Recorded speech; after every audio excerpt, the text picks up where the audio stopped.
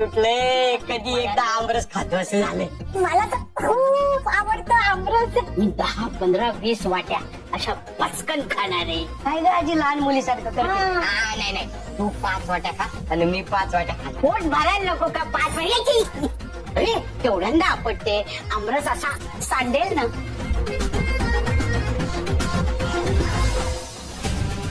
छान केल्यानं बघून घेणार मी. माझा प्लॅन माझ्यावरच उलटवला हे. असं वाटतं ना तिचं ना असं नाक दाबू आणि ना तोंडात तो पेंट भरू.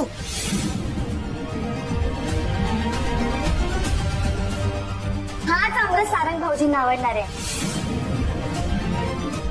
येतोय जास्त घेतोय टाक जरा.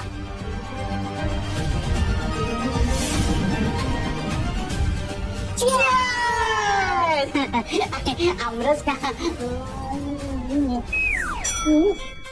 अरे काय करताय तुम्ही? तो आमरस नाहीये.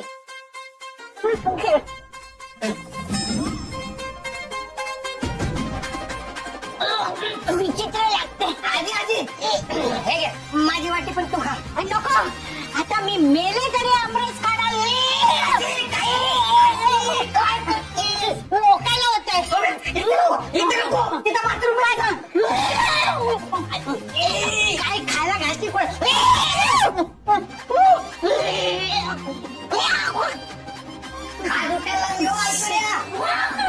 असा आमरस आहे. शहाजहाननी जशी ताजमहाल बनवणाऱ्याची बोट बारीक बारीक छाटून टाकली ना, ज्यांनी हा आमरस बनवलाय ना त्याची बोट सुद्धा अशी बारीक बारीक छाटून टाकणार. ऐश्वर्या चल, हात पुढे कर. चल आजी, सारंग भाऊजी, हा आमरस ऐश्वर्याने बनवलाय खूप प्रेमाने. हो ना ग?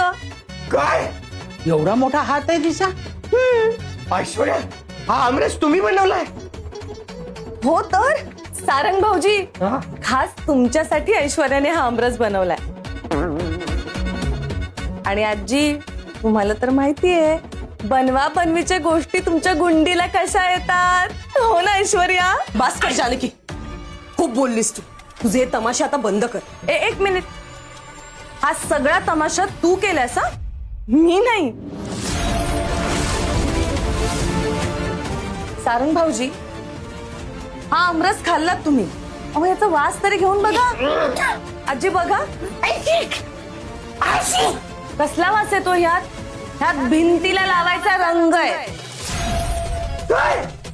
पेंट आहे, पेंट.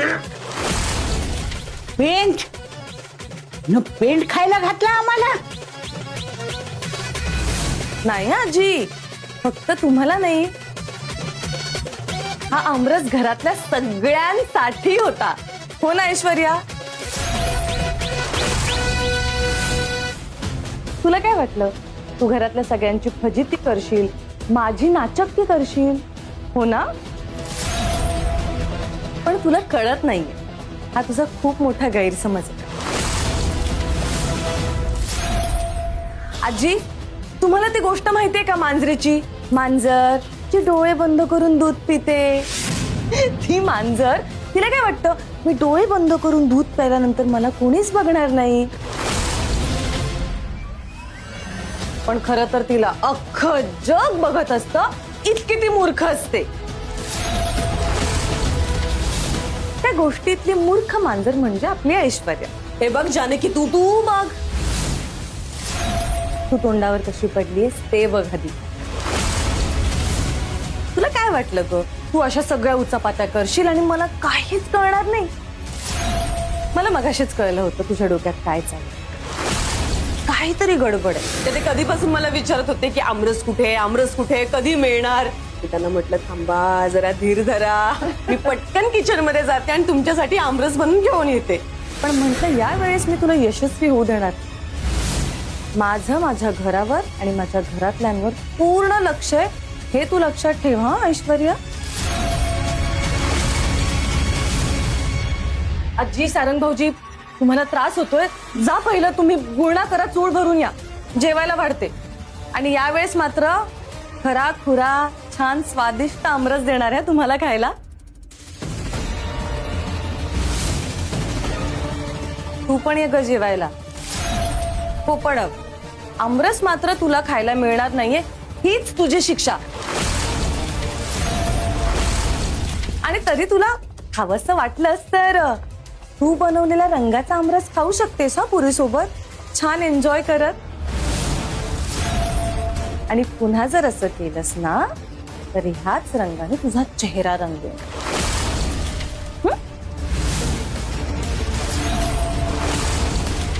चला आजी, सारंग भाऊजी.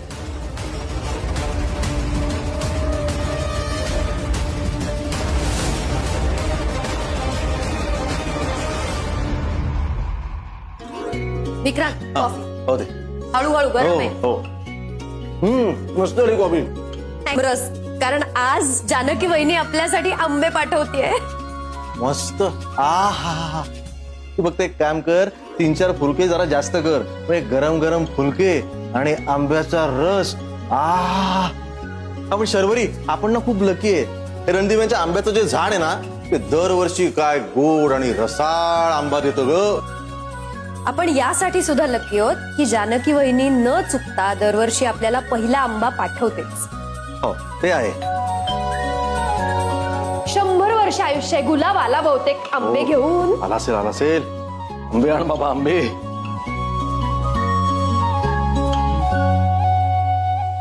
तुम्ही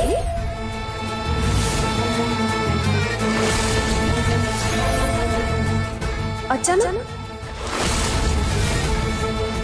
हो, म्हणजे तुझी परवानगी घ्यायची मग मी यायचं. नाही नाही, आई, अगं तू आलीस. ये ये ये ये.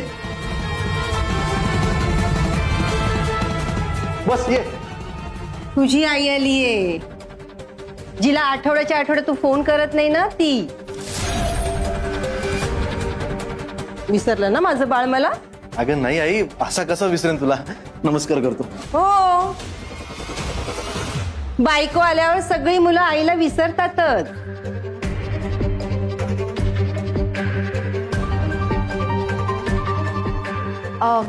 आई नमस्कार करते. अष्टपुत्र नाही तर नाही, निदान एक पुत्र सौभाग्यवती भव.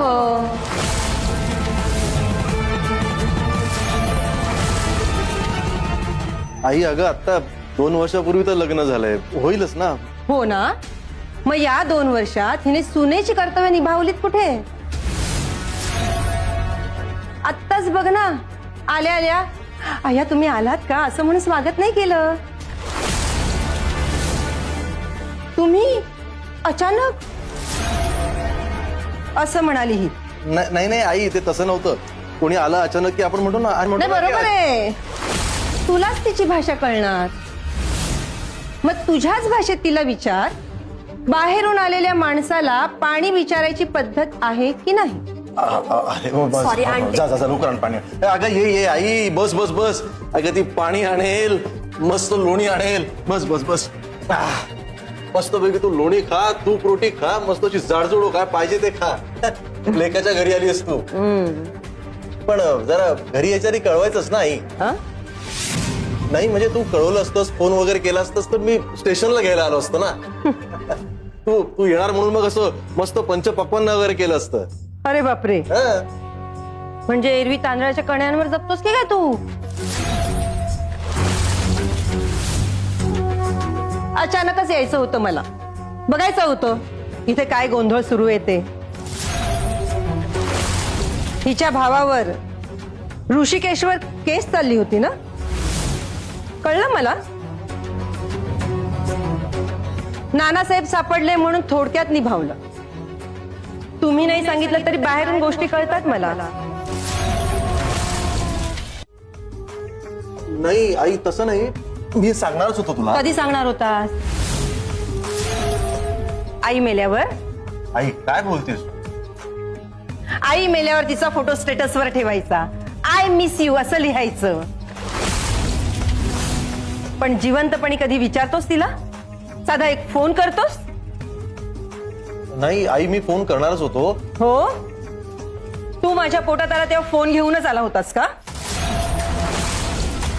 का जगात येताना फोन घेऊनच आला होतास? आई अगं कुठला विषय कुठे घेऊन जातेस तू? जाणार येताना मला कोणाच्या परवानगीची गरज नाहीये. लक्षात ठेव, हे घर घेताना मी तुला मदत केलेली,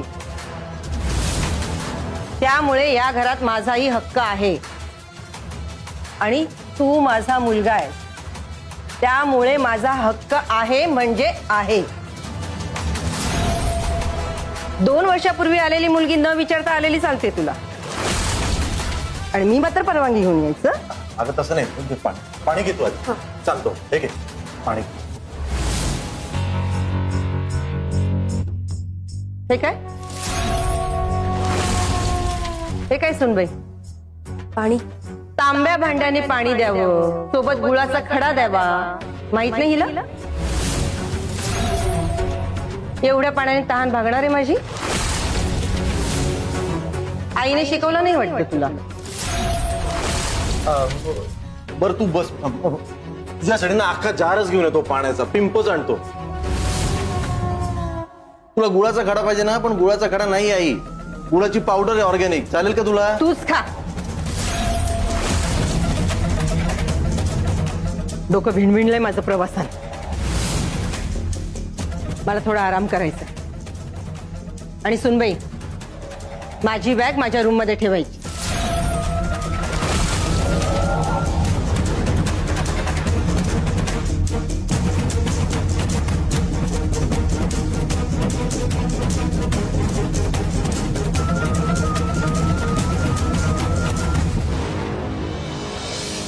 आई आणखीन घ्या. वा जानकी, 100 पैकी 100 मार्क्स. थँक्यू आई. आमरस मध्ये साखर पण इतकी परफेक्ट आहे ना, आणि पुऱ्या कमाल झाल्यात वहिनी. हो का? कशा झाल्यात पुऱ्या? पुऱ्या कमाल झाल्यात. ओळखा पाहू कोणी केलंय?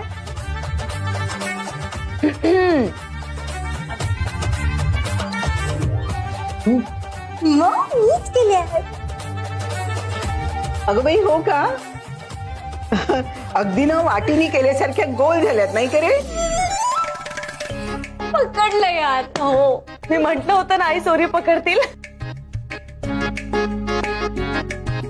अरे पण आपण जेवायला बसलो आणि ज्यांना आमरसपुरी एवढे आवडते ते सारंग आणि आई कुठे आहेत? हे बघा आलेच. आजी, सारंग भाऊजी बसा.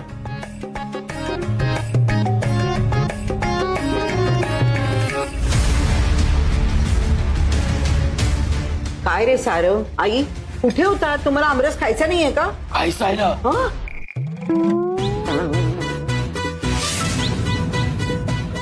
आई, अगं तुझ्या आवाजाला काय झालं? हो ना, आजी तुझा आवाज आजोबांसारखा काय येतोय ग?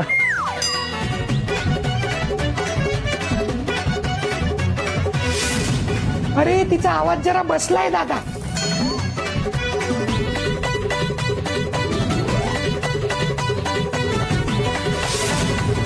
भाऊजी, मला वाटते तुमचाच आवाज बसलाय. हो ना. अरे हा कुठला आवाज काढतोय? नाही नाही मी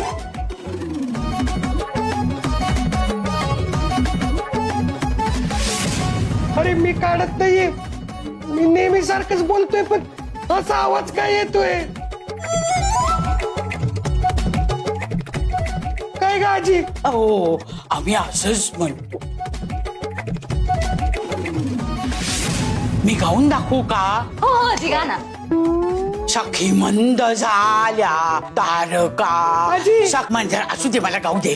सखी मंद झाल्या तारका, आता तरी अमरस वाढशील का, वाढशील का, वाढशील का, वाढशील का. आजी, सखी आजी, मंद. आजी, नको, नाही, नको, गाते नको, नको. नको, नको, नको. नको नको नको, नाही नको. गालची गा तुम्ही. सखी मंद. आजी नको. अगं नको ना गाऊ, ते गंमत करतायत, हसतायत आपल्यावर.